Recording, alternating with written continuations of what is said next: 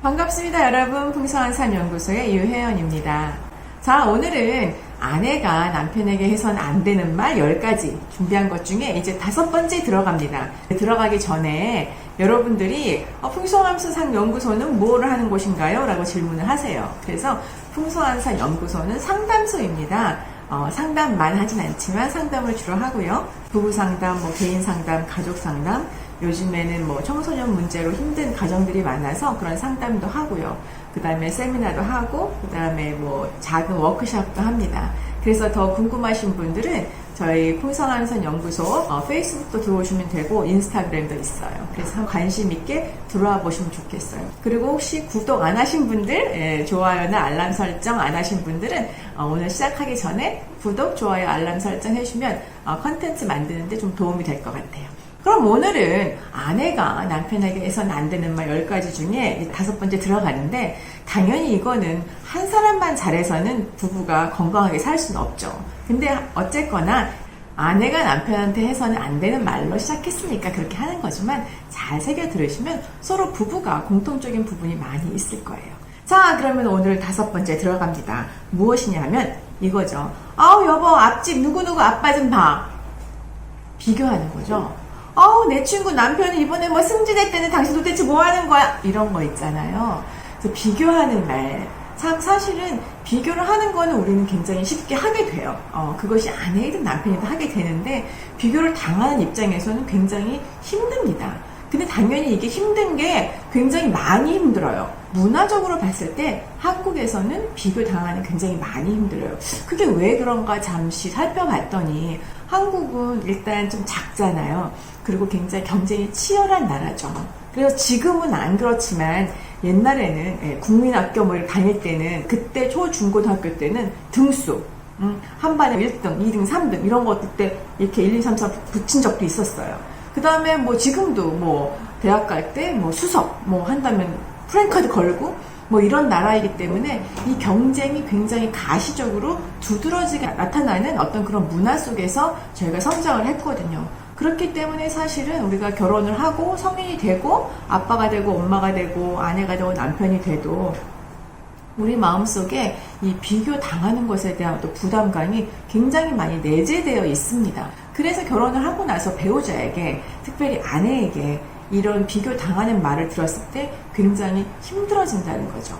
그래서 이 문화가 사실 우리가 전부 다 비슷하게 사는 것도 비슷하고 생긴 것도 비슷하고 어느 섬에 조그맣게 산다면 조금 다른 부분일 수도 있는데 굉장히 경쟁에 치열한 어떤 그런 문화에서 살기 때문에 이 비교당하는 것이 굉장히 많이 마음속으로 힘든 것으로 다가올 수 있습니다.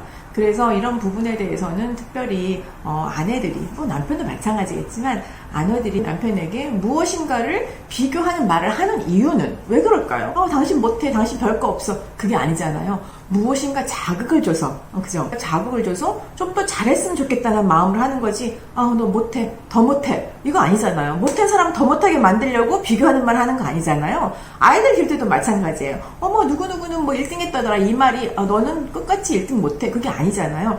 더 잘하기를 바라는 마음인데 이 비교하는 멘트는 사실적 효과가 없다는 거죠. 그래서 남편에게 이런 얘기를 할 적에 내 마음이 어떠한 의도를 갖고 하는지를 잘 보고 내가 이런 말을 했을 때 나의 의도가 이게 충족이 될 것인가, 나의 목표가 달성이 될 것인가 라는 생각을 좀 해보면 이런 말보다는 좀 더 돌려서 말하는 게 훨씬 더 마음과 마음을 주고받을 수도 있고 그 다음에 어떤 목표도 달성할 수 있을 것 같아요. 그래서 비교하는 말. 경쟁 사회에 있기 때문에 이 비교한 말은 더 많이 힘들다고 말씀드렸습니다. 그리고 또 한 가지는 일단 비교는 내가 앞집 남자 좀 봐. 너무너무 집안일 잘하는데 이렇게 얘기를 해도 만약에 남편이 마음을 먹고 그럼 내가 좀 잘해봐야지 이렇게 마음을 먹는다고 해도 조금만 기다리면 남편도 알 거예요. 왜냐하면 본인이 아무리 열심히 해도 이 세상에는 뭐예요? 본인보다 더 집안일을 잘하는 남편이 있을 수 있다 없다? 있다는 거죠. 그러니까 내가 노력해도 이 비교 당함에서 내가 벗어날 수 없다. 어떤 그런 절망적인 마음이 들 수 있는 거죠. 이거는 뭐예요? 넘사벽이다. 그렇기 때문에 이 비교하는 걸로 누군가를 동기를 주거나 비교하는 말로 누군가에게 무슨 효과를 얻겠다는 것은 굉장히 효과가 없는 방법이죠. 그래서 그렇게 안 하시는 게 지혜로운 아내일 수 있습니다. 그리고 또 한 가지는 비교하는 사람의 관점을 바꾸지 않으면 사실은 이 비교는 의미가 없어요. 아까 잠깐 말씀드린 것대로 이 세상에는 나보다 무엇인가를 다 잘할 수 있는 사람이 있어요. 그죠? 남편도 마찬가지예요. 내 남편보다 잘생긴 사람이 있죠. 내 남편보다 키 큰 사람이 있죠. 내 남편 돈 많은 사람이 있죠. 내 남편보다 집안일 잘하는 사람이 있다는 거죠. 그래서 결국은 이 비교는 비교하는 사람의 관점을 바꾸지 않으면 비교 당하는 쪽에서 아무리 열심히 해도 비교하는 사람 마음을 충족하거나 만족시킬 수 없다는 거죠. 그래서 이 비교라는 것은 비교하는 내가 그 관점을 바꾸는 거죠.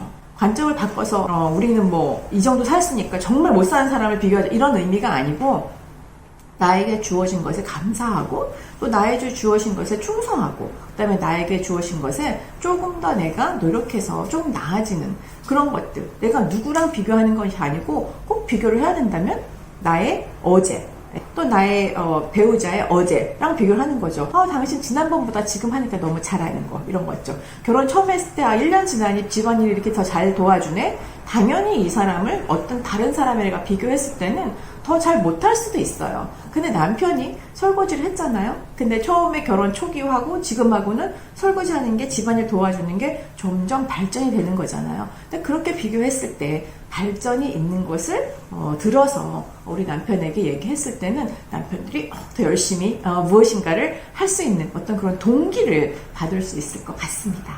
그래서 우리 아내들이 남편에게 이런 비교하는 말을 하는 것은 다시 말씀드리지만 어떠한 동기가 있는 거예요. 그 동기는 이 사람을 더 못하게 하고자 하는 그런 동기는 아닌 거죠.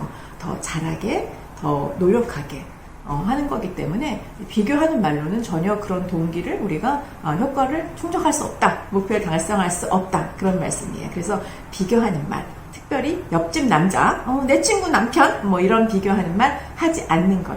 그것이 사실은 지혜로운 아내가 되는 하는 방법인 것 같습니다. 자, 오늘은 남편에게 해서는 안 되는 말 5번째, 10가지 중에 5번째 했습니다. 자, 지금까지 풍성한 산 연구소의 유혜연이었습니다. 감사합니다.